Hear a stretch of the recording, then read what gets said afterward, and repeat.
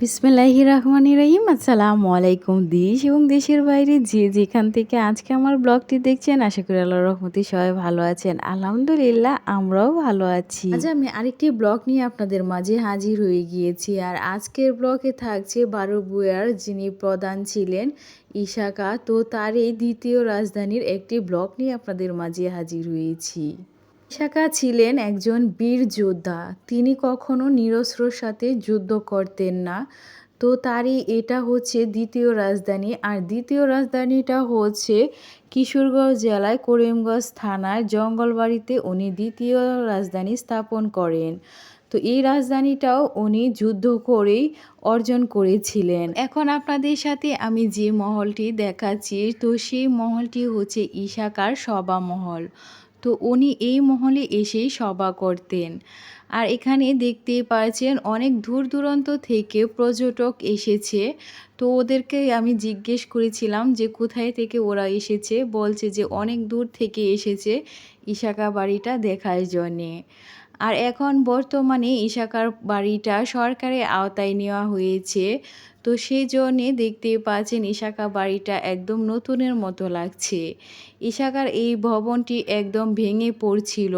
তো এখন সরকারের আওতায় যেহেতু নেওয়া হয়েছে, নিয়ে এটাকে মেরামত করে রং করে একদম নতুন করা হয়ে গিয়েছে। তো এখন আপনাদেরকে আমি দেখাবো ইশাকার অন্দরমহলটা। তো অন্দরমহলটা বাড়ির ভিতরে সাইডে রয়েছে। তো আমি এখন পর্যটকদের সঙ্গে ওই মহলে চলে যাচ্ছি, আপনাদের সাথে একটু শেয়ার করাবো তার জন্যে। তো এটা হচ্ছে যে মহলটা দেখিয়েছিলাম তার পিছন সাইড, আর এটাই হচ্ছে বাড়ির ভিতর সাইডটা। তো এই অন্দরমহলে ইশাকার রানী বাস করতেন।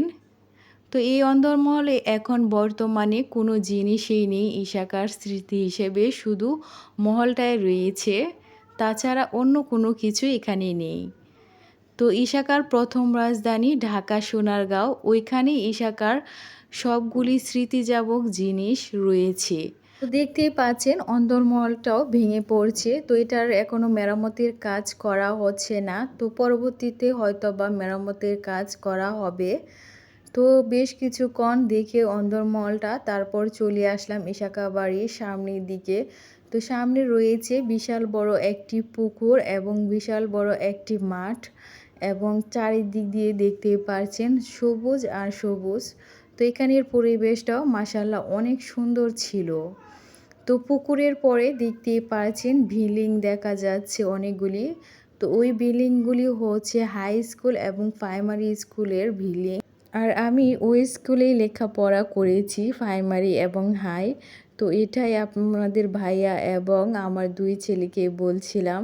তো ওরাও ঘুরে ঘুরে দেখছিল যে এত সুন্দর একটি পরিবেশ, চারিদিকে সবুজ আর সবুজ।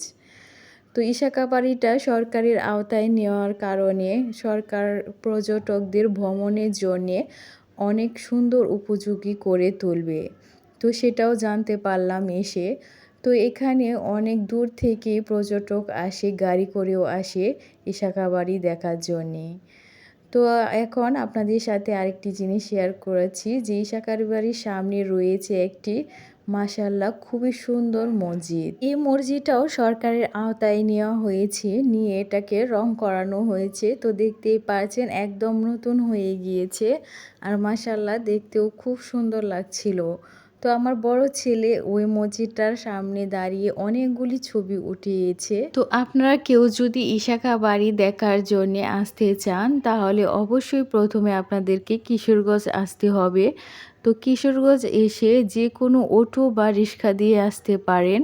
শুধু অটো এবং রিক্সাওয়ালাকে বললেই হবে যে আমি ইশাকা বাড়িতে যাব, তাহলেই আপনাকে নিয়ে চলে আসবে। তো এখানে এসে আপনারা অনেকগুলি ভবন ঘুরে দেখতে পারবেন এবং খুবই ভালো লাগবে।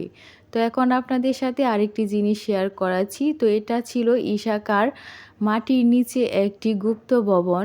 তো এখন সরকারের আওতায় যাওয়ার পর এই ভবনটিরও উদ্ধারের কাজ চলছে।